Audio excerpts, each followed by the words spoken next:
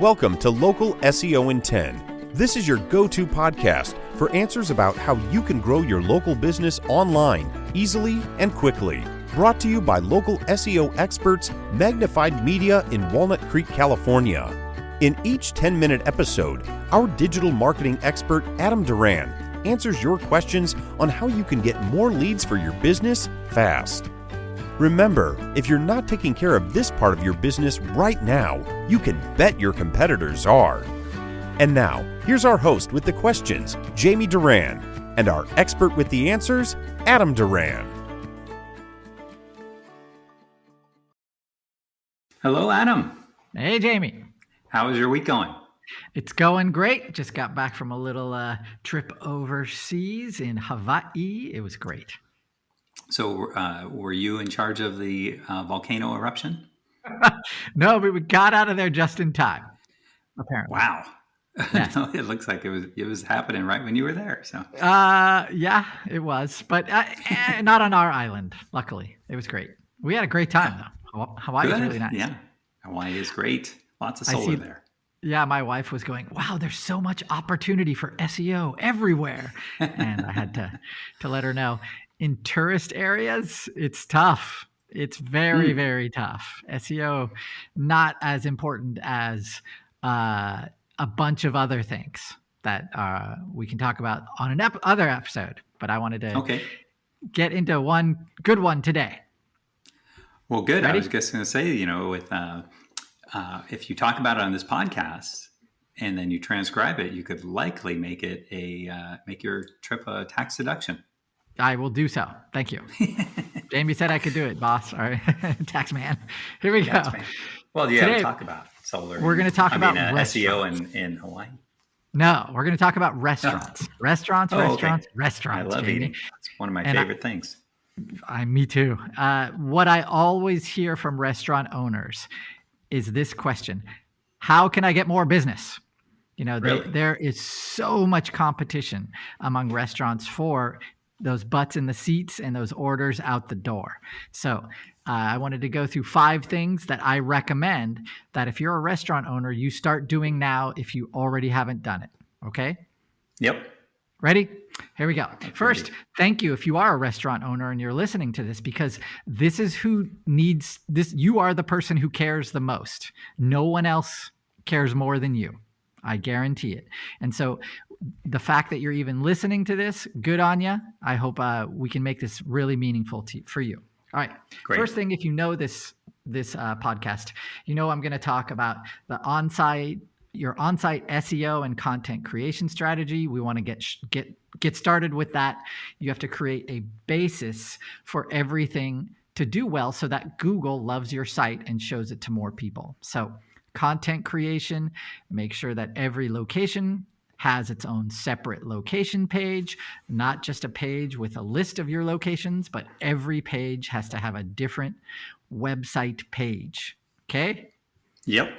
And probably you know the answer, but the reason is because every Google business profile should link directly to that location's page, not the home page, which is 9 times out of 10 what restaurants with multiple locations do is they just do it super lazy, and that hurts.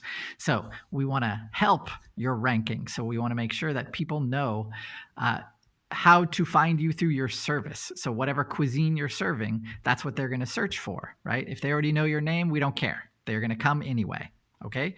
But we want to make sure that the ones that don't know you, they're searching for Japanese food or Chinese food or whatever you serve, that you're going to be able to be found for that. So that visibility is super important, and that's what the content creation and that on-site SEO is going to help with. Okay? Okay.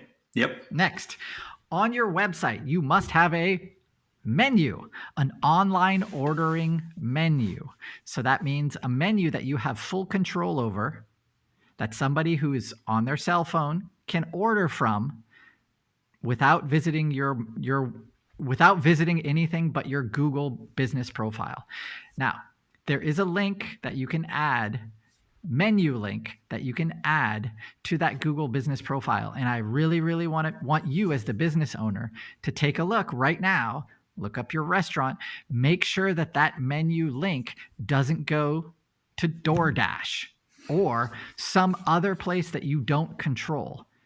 Because if it does, that means they control the pricing. That's bad for you. Because if something is massively overpriced or massively underpriced, both of those lead to the road of disappointment for your new customer. And you don't want the customer to get there and say, hey, this said it was whatever this price was. Okay. Google in that business profile allows you to have other links in there for delivery links, stuff like that. You can leave those if you're not going to deliver to DoorDash, but make sure that you have control over that menu link. Okay. And if you don't, guess what? Somebody else is going to take that link away from you. They're going to use suggest and edit. They're going to keep adding their link to that box. And if you don't respond, if you're not on top of it, it will go to somebody else. And they'll de facto take over your listing and make you a money generator for them. Bad news, right? Definitely. Yeah. And I'm sure it makes it very easy to to make that change back to your own menu. Yeah, it does. So if you're the owner of the listing, of course, you're going to be taking care of that. So you just want to make sure that your website designer integrates a menu, an online menu that you have control over. That menu, there are tons of plugins that do that. If you're going to talk to your designer, one that we like is called Gloria Food plugin. That we've had tons of great happy customers with that. It allows you to do basically anything that you can think of that for an online menu, promotions, discounts, gift cards, anything that you'd want to do. And then that leads me to my next thing, and that is you have to set up a system for collecting emails for these customers. Anyone who orders online through that plugin, of course, they're going to have to create an account, so you'll get their email address that way. Or another way is have QR codes made that go directly to your website's newsletter subscription page. So you're going to have to start creating a newsletter.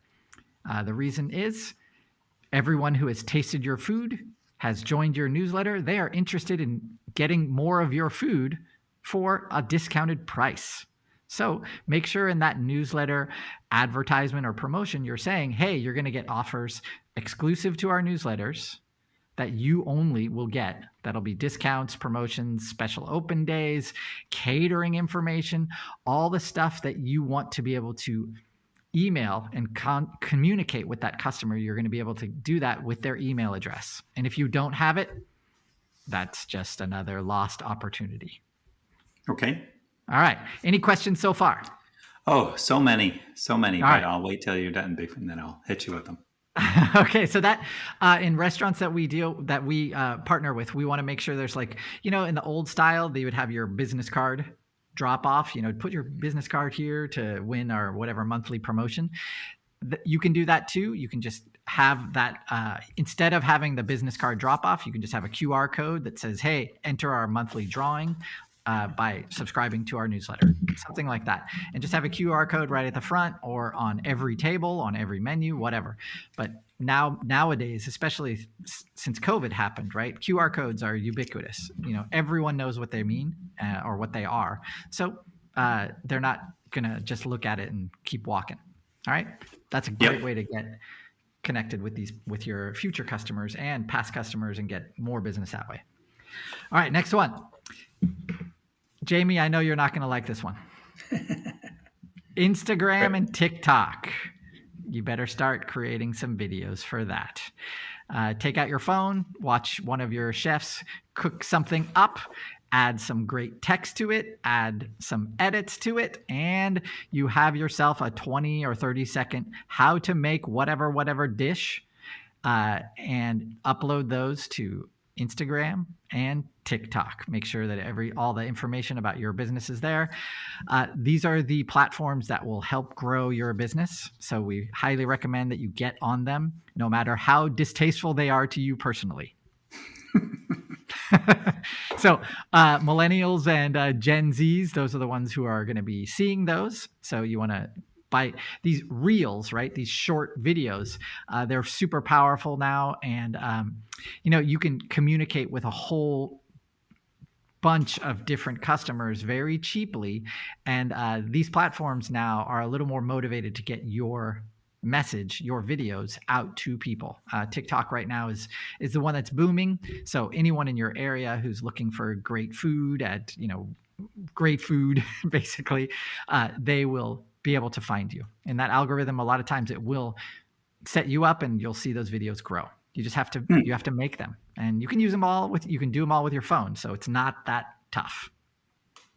All right? Yeah, not that tough. All right. Now, last one. This is one that I'm going to go very fast, but Jamie, have you ever looked at a YouTube video? Plenty. Okay. Have you ever scrolled through the YouTube videos and seen eating challenges, like competitive eaters? No, thank you. Yes. Well, yes, guess what? If you take just even if you're listening to this, take a look at the subscriber numbers for these things. We're talking 10 million people plus subscribe to competitive eaters. These guys and gals who go around the nation and the world taking on these challenges. So my advice is start thinking of a challenge that your restaurant could create in order to entice these local and national influencers into your restaurant. Make sure that your challenge is awesome, so it looks cool, it's a little different, and there are some cool prizes. All right, make sure it's priced appropriately, so if you fail it, you still pay. If you don't, you get a T-shirt, you get your you have a wall of shame and a wall of heroes. Think about it. Start asking your employees, what do they think we should do? Have maybe one or two challenges, and that's more content for TikTok and Instagram and now your YouTube channel too, because you can always set it up so that you, for people who aren't influencers, you can take their video, but people who are, you want to kind of entice them into coming into your restaurant and bringing those 10 million subscribers with them. Thank you. I know it's crazy, but this world is so untapped and massive that it's a no-brainer if you're a restaurant not to have one of these eating challenges already set up anyway, just because they're crazy, right? They're content generating machines. There you go. Okay. That's it. That's 5, Jamie. Whew, I tried to go fast. Yeah, that's like 2 podcasts worth. But I know. Oh boy. Yeah. Yes. What if? So I used to be a controller for several restaurants and everything. So one thing that I've seen, I think that's actually pretty helpful, is the roundup feature on these online ordering. So you can round up, and if it's $22.46, then the extra 54 cents can be rounded up and donated to another charity. I think that's a good way. And, now you can kind of partner with that other charity. Now, one other gigantic thing is you order something to go from a place and they must provide $15 worth of reusable, containers. And I thought, and most of them are blank, and they have nothing on them. What if the restaurant could, imprint them with their logo, phone number, website, and then make them reusable for the client? So I could bring in my burrito holder and my taco holder, and then I turn it in, and then they give me a new one because they would obviously have to wash it first before they could use it. Mm-hmm. And then I get a new one with each order, and then it takes X% off of the order. That way it's constantly branding, and I'm doing something where I'm not just throwing away $15 worth of plastic and styrofoam every time I order from this place. Well, Jamie, I don't like it. I love it. That's perfect. And then the last one is all of these things, whether it's menu, SEO, everything. You mentioned about the owner and no one caring as much as the owner. Definitely, Mr. Owner, pretend you're the customer and go ahead and order, and go ahead and do a secret shopper type thing, and see how the ordering process goes. Is it really, really difficult to find your location? Is it difficult to order? Is it difficult to pay? Is it difficult to wait for your order, and so forth? So I would encourage all of those things. Those would be great. Oh, excellent. All right, good. That's all I got, Jamie. Okay, well, I have tons more restaurant, but anyway, those are 3 easy ones. But I think anyway. Yeah. Thank you very much, Adam. Podcast on restaurants will be. Oh my gosh! Starting next week. No idea. No. If restaurant owners only had time to listen to podcasts and do all TikTok videos and things, that'd be great. The ones that care do. That's great. Sure. Yeah, I mean that's how they found us. It's we're blessed, man. It is. It's really great, and I'm sure they appreciate you and appreciate your services. Can't wait to see some of the TikTok videos that you were talking about. Sure. Out there. And if you do have a question about a SEO topic, feel free to go to our website, Local SEO in 10, click on the podcast button, and then search for any of those topics. If you can't find it, or you have a suggestion for a new topic, feel free to message us on our Local SEO in 10 Facebook or LinkedIn pages. And then if you know of a restaurant owner or you are a restaurant owner, feel free to share this podcast out, because this will help them. There's some economic indicators I think we might be headed for a slowdown. So they may be looking at ways to keep their business high when other businesses might not be able to compete. So it's always very sad to see a restaurant go out of business, because every single one of those, that was someone's hopes, dreams, and more importantly, their life savings have gone up in flames. So we want to help restaurants stay in business, because it's a really, really difficult business to be in. So we appreciate you out there, and we want you to keep sharing it and keep staying in business. So, all right, Adam, anything else? That's it. Have a great week, everybody. All right. Thank you. That's all for now. Thanks for listening to this episode of Local SEO in 10 with Google local marketing expert Adam Duran. Join us each week for answers to your questions on how to best harness the power of the internet to grow your business. Speaking of questions, got some? Message us through our Facebook page, Local SEO in 10, and we'll be sure to give you your answer on an upcoming episode. This episode of Local SEO in 10 is brought to you by Magnified Media, the leading online marketing agency in Northern California, who invite you to grow your business by magnifying your online visibility and credibility. Visit them on the web at www.magnifiedmedia.com. Magnify your business, magnify your profits.